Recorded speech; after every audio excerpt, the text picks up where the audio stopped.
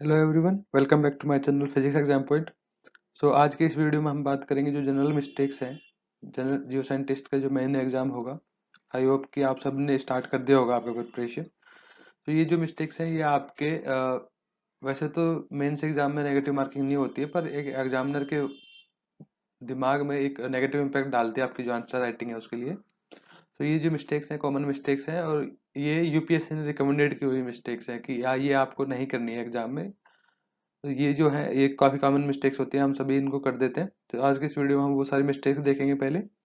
उसके बाद हम देखेंगे जो जनरल जो आंसर राइटिंग है आपका, किस टाइप से आपको आंसर राइटिंग करनी है, जो मॉडल आंसर है, जिससे आपको इजीली अच्छे स्कोर्स मिल जाएगा आपको जब आंसर करोगे उस टाइप से। और आपको जो आपकी प्रिपरेशन आप जिस स्टार्ट किया है उसको भी उसी हिसाब से आपको आपका आंसर राइटिंग का प्रैक्टिस करना है, ताकि जब आप एग्जाम में करो तो आपको जो लिमिटेड टाइम है 3 घंटे का, उसमें आप maximum number of question attempt कर पाओ। वो मॉडल आंसर हम इस वीडियो को लास्ट में आंसर करेंगे, देखेंगे। उससे पहले हम करेंगे जनरल और जो मिस्टेक्स हैं मेंस एग्जाम में वो क्या क्या है, तो वो सब हम इस वीडियो में देखने वाले हैं भाई। इन मिस्टेक्स को यहाँ पे बताने का सिर्फ इतना सा पर्पज है कि आप ये मिस्टेक्स वहाँ पे ना करें, ताकि एग्जामिनर का जो पॉइंट ऑफ व्यू है आपके रिगार्डिंग वो नेगेटिव ना हो, और आपको इजीली अच्छे स्कोर्स आप कर सको मेंस एग्जाम में। ये यहाँ पर पर्पज है, मेन पर्पज जो है। उसके अलावा आपको सारे इंस्ट्रक्शंस जो है यूपीएससी जो भी इंस्ट्रक्शंस जारी करेगा वो सब आपको फॉलो करने हैं, और आपको इंस्ट्रक्शंस जो होंगे मेंस पेपर में वो भी काफी ध्यान से पढ़ने हैं, वो चेंज हो सकते हैं। तो आपको उसी के हिसाब से आपका आंसर राइटिंग करना है। अभी हम स्टार्ट करते हैं सबसे पहले कि किस टाइप की मिस्टेक्स आपको नहीं करनी है। सबसे पहले मैंने ऑब्जर्व भी किया, काफी लोग ये करते हैं कि ऊपर जो भी है अपने गॉड का या जो भी जिसमें भी वो लोग बिलीव करते हैं, उनका यहाँ पे पेपर के ऊपर या आंसर स्क्रिप्ट के ऊपर ये साइन बना देते हैं, 786 लिख देते हैं, या फिर सिंपल ये साइन बना देते हैं। तो ये ऐसा आपको कुछ नहीं करना है, ना ही आपको ओम वगैरह कुछ लिखना है। तो इन सब चीज़ों के से बचना है आपको। उसके अलावा यहाँ पे आपको प्रॉपर बनना है एग्जाम का नाम, और जो भी आपका मीडियम है, मीडियम ऑफ एग्जामिनेशन। वैसे सबका इंग्लिश ही होता है, क्योंकि हिंदी में इसका अलाउड नहीं है एग्जाम। और उसकी ये कुछ मिस्टेक्स हैं। उसके बाद नेक्स्ट जो मिस्टेक्स हैं वो हैं, उसके बाद ये सब भी आपको नहीं लिखना है। नेक्स्ट जो आता है आपका, उसके बाद हमने लास्ट वीडियो में भी बात किया था कि जो भी दोनों साइड होगा, जो स्पेस होगा आपके आंसर स्क्रिप्ट किस टाइप की होगी, वो हम पिछले वीडियो में देख भी चुके हैं। तो दोनों साइड में आपको जो भी मैटर है रिलेवेंट है आंसर से, वो सब वहाँ पे कुछ नहीं लिखना है। वहाँ पे एक्चुअली कुछ लिखना ही नहीं है, जो भी है वो पहले से लिखा हुआ होता है आपके आंसर स्क्रिप्ट में। सिर्फ आपको जो मिडिल पोर्शन है वहाँ पे सिर्फ आपकी आंसर राइटिंग करनी है। दोनों साइड का जो स्पेस होगा वहाँ पे आपको कुछ भी नहीं लिखना है। ये यूपीएससी के अनुसार ये सारी मिस्टेक्स आपको नहीं करनी है। आगे कुछ और कॉमन मिस्टेक्स हैं, उसके बाद हम जो है मॉडल आंसर्स देखेंगे किस टाइप के आपके आंसर आपको एग्जाम में लिखने हैं, ताकि आप इजीली अच्छे स्कोर कर पाओ आपके मेंस एग्जाम में।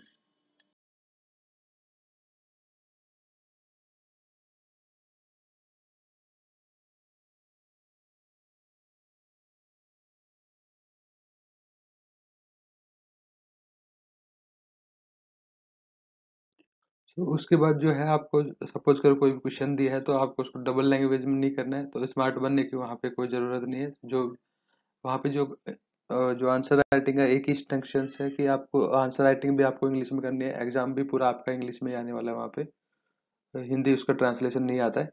तो आप अपना टाइम खराब करने की कोई जरूरत नहीं है, सिर्फ एक लैंग्वेज में आपको वहाँ पे आंसर करना है, और वो भी मिडिल पोर्शन में करना है, जैसे इस पोर्शन में किया हुआ है एकदम बीच में। दोनों साइड के कुछ भी नहीं निकला है, जो लाइंस के दोनों साइड है उसमें आपको कुछ भी नहीं लिखना है। ये सब मिस्टेक्स आपको नहीं करना है। उसके बाद क्या करना है, जब भी आप आंसर राइटिंग कर रहे हो, तो आंसर राइटिंग के थ्रू आउट ये आपको ध्यान रखना है कि जितना हो सके आपको सिर्फ एक ही पेन यूज करना है, और आपको डायग्राम्स के लिए पेंसिल यूज कर सकते हो, लेकिन पेंसिल में आपको आंसर राइटिंग नहीं करनी। इसके दो डिसएडवांटेज है, आपका जो है या तो ब्लर हो जाएगी वो टाइम के साथ, जब भी जैसे भी आपका कॉपी जाएगा। दूसरा रीजन ये है कि इसको पढ़ने के लिए काफी डिफिकल्टी होगी एग्जामिनर को भी, तो वो ये चीजें प्रेफर नहीं करते। तो आप नॉर्मल ब्लू पेन लेके जाएं या जेल पेन लेके जाएं, जो भी लेके जाएं, पर उसको थ्रू आउट द एग्जाम आपको सेम ही रखने के ट्राई करें, बीच में उसको चेंज ना करें। और सिर्फ डायग्राम जो है वो आप अपने पेंसिल से बना सकते हो। और ऐसा ज़रूरी नहीं है कि आप डायग्राम पेंसिल से बनाओ, पेन से भी बना सकते हो, पर वो अलाउ है कि आप डायग्राम पेंसिल से बनाओ। पर बेटर ये है कि आप थ्रू आउट द जो भी आपका आंसर होगा उसको आप एक ही पेन से लिखने का ट्राई करें, वो ज़्यादा बेनिफिशियल होता है। इसके अलावा कि ये कुछ मिस्टेक्स हैं, आपको इनडायरेक्ट या डायरेक्ट कोई भी अपील नहीं करनी है। वहाँ पे एग्जामिनर की जो भी आपकी एग्जामिनेशन कॉपी है, वहाँ पे आपको किसी तरह का जो रिलेवेंट है या इलीगल टाइप की जो एक्ट्स हैं वो नहीं करने हैं। तो आपका एग्जाम भी वहाँ पे आप एग्जाम से डिस्क्वालीफाई भी हो सकते हो। तो इस तरह की जो भी आप अपील करते हो एग्जामिनर से या कई केसेस में, तो वो सब आपको नहीं करना है।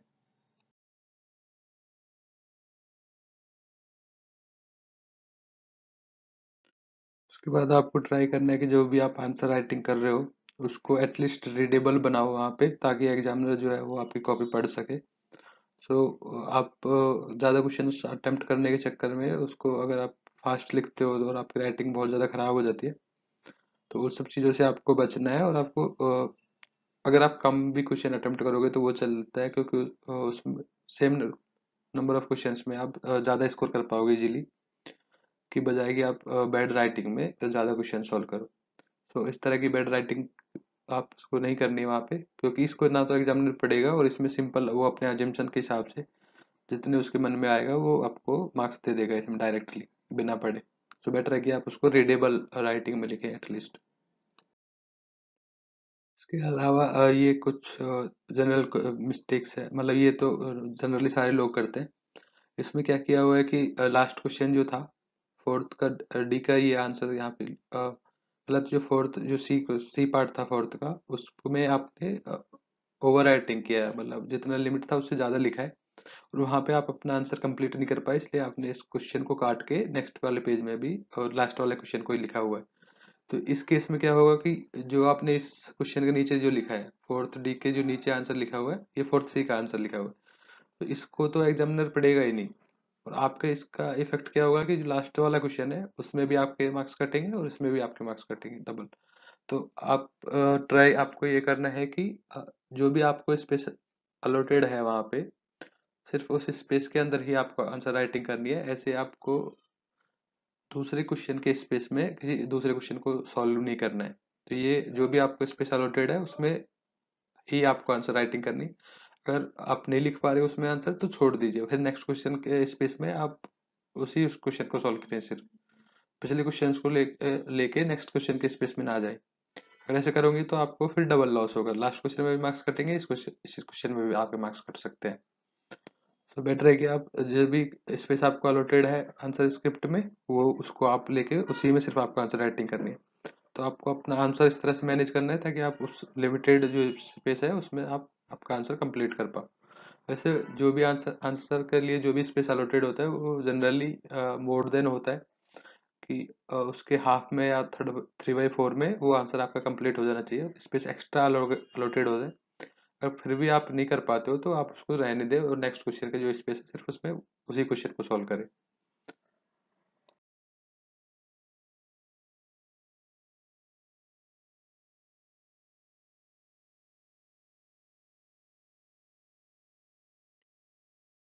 तो आपको जो आपके आंसर स्क्रिप्ट में लिखे उसको इस तरह से नीट एंड क्लीन एकदम साफ साफ आप उसको भरना है। जो भी आपकी चीज़ें है ऊपर एग्जाम का नाम है, तो आपको यूपीएससी कमेंट जियो साइंटिस्ट एग्जाम लिखना है। इंस्ट्रक्शन जो होगा आपका मीडियम जो भी होगा एग्जामिनेशन का वो इंग्लिश ही होगा, हिंदी में कुछ नहीं होता है कंबाइंड जियो साइंटिस्ट एग्जाम में। उसके बाद आपके जो रोल नंबर है, दोबारा परीक्षा के नाम। तो यहाँ पे एक चीज़ मैं आपको बता देता हूँ कि जो ये एग्जाम का नाम लिखा हुआ है यहाँ पे सिविल सर्विसेज लिखा हुआ है। तो ये आप एक गलत फहमी ना पाले अपने लिए कि ये जो इंस्ट्रक्शंस हैं वो सिविल सर्विसेज के लिए सिर्फ एप्लीकेबल होते हैं।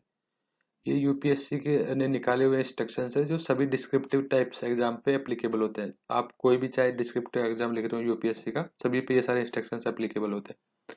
सो आपको ये सारी चीज़ें ध्यान रखनी है, और ये सारी मिस्टेक जो है एक नेगेटिव इम्पैक्ट बनाती हैं एग्जामिनर के ऊपर, और वो एक एक इमेज क्रिएट कर लेता है कैंडिडेट का कि इसका इमेज कैसा है। तो आपको अपनी नेगेटिव इमेज नहीं बनानी है एग्जामिनर के माइंड में, ताकि वो आपको फ्रीली अच्छे मार्क्स दे सके।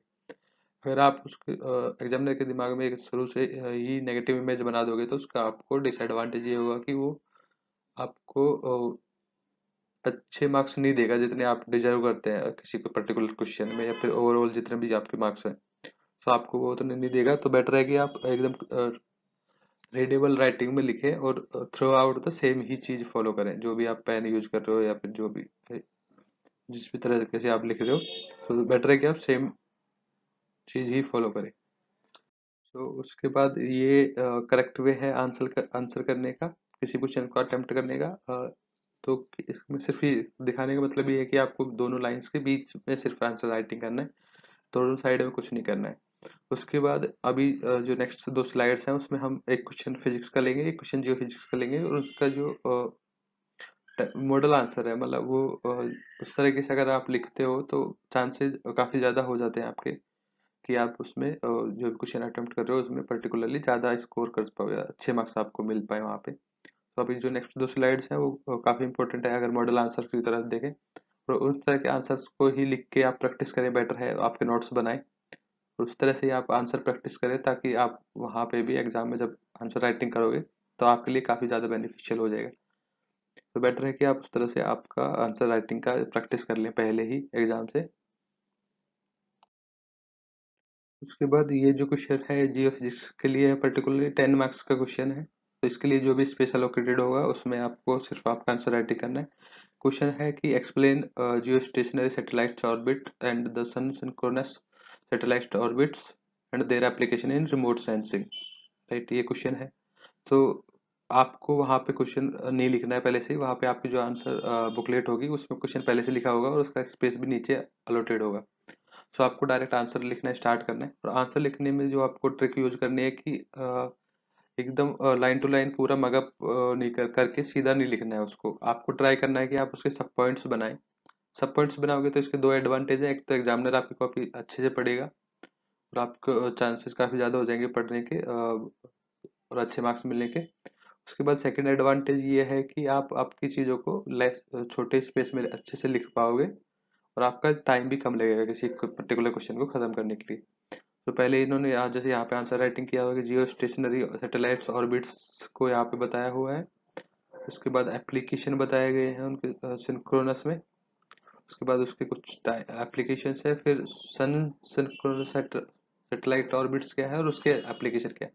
तो दो हो गए, पहले जियो स्टेशनरी सैटेलाइट्स ऑर्बिट्स, उसके बाद सन सिंक्रोनस सैटेलाइट्स ऑर्बिट्स, दोनों के सेपरेट एप्लीकेशंस बताए हैं रिमोट सेंसिंग में, और नीचे उनका डायग्राम बताया गया।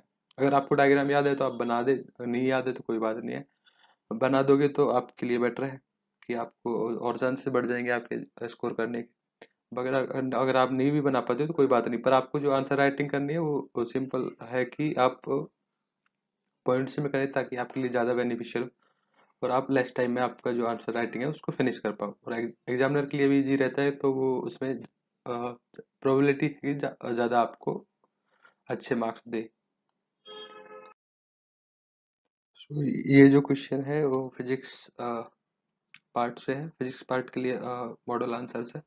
तो इस टाइप के जो क्वेश्चन है उनको आप इस तरह से लिखेंगे। यहाँ पे जो क्वेश्चंस मैंने नहीं लिखा हुआ है तो वो मैं आपको बता देता हूँ। एक चीज और यहाँ पे मैं क्लियर कर देता हूँ कि ये जो मॉडल आंसर्स है ये किसी फॉर्मर जियो साइंटिस्ट के हैं जिन्होंने ये शेयर किया है, ये मेरे लिखे हुए आंसर्स नहीं है, तो इसलिए ही मैं सिर्फ आपको हाईली रिकमेंड कर रहा हूँ कि आप इस तरह से आंसर्स लिखोगे तो आपके लिए ज़्यादा बेनिफिशियल होगा कि आप अच्छे मार्क्स लेके आ सको आगे के एग्जाम में। तो यहाँ पे जो क्वेश्चन ये है कि आपको क्लासिकल हार्मोनिक ऑसिलेटर के लिए आपको एनर्जी निकालना है उसका nth स्टेट के लिए। उसके बाद n इक्वल टू 0 या ग्राउंड स्टेट के लिए जो होगा वो आपको उसका जो एनर्जी है उसका सिग्निफिकेंस बताना है। ये क्वेश्चन था यहाँ पे बेसिकली, और जो क्वेश्चन है उसको आपको पहले प्रॉब्लम को इंट्रोड्यूस करना है आपके आंसर राइटिंग में, उसके बाद आपको श्रोडिंगर इक्वेशन लगा के स्टेप बाय स्टेप पूरा सॉल्व करना है। जो भी इक्वेशंस होंगे आपके जो इंपॉर्टेंट इक्वेशंस होंगे हर इक्वेशन को आपको एक